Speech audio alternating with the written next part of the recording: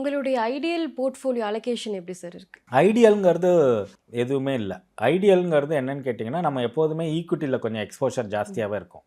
ஒரு ஒரு நம்மளுடைய இன்வெஸ்டபிள் சர்ப்ளஸில் ஒரு 70% எப்போதுமே இருக்கும்.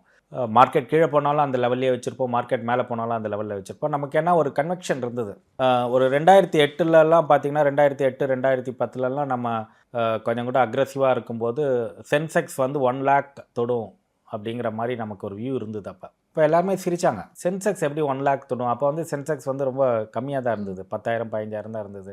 எப்படி 5 times போகும், 6 times போகும் அப்படின்ட்டு நமக்கு ஒரு கன்வெக்ஷன் இருந்தது. இன்றைக்கி 88,000 இருக்குது. அது வந்து என்னென்னா நமக்கு ஒரு பிலீஃப் இருந்தது, இந்தியா க்ரோத் ஸ்டோரியில் ஒரு பிலீஃப் இருந்தது.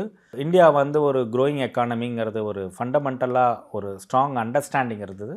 ஸோ அதனால் நமக்கு ஒரு 15 years பிஃபோராகவே நம்ம வந்து நம்மளால் ப்ரிடிக்ட் பண்ண முடிஞ்சது இந்த சென்செக்ஸ் வந்து 1 lakh டச் பண்ணோம் அப்படின்ட்டு.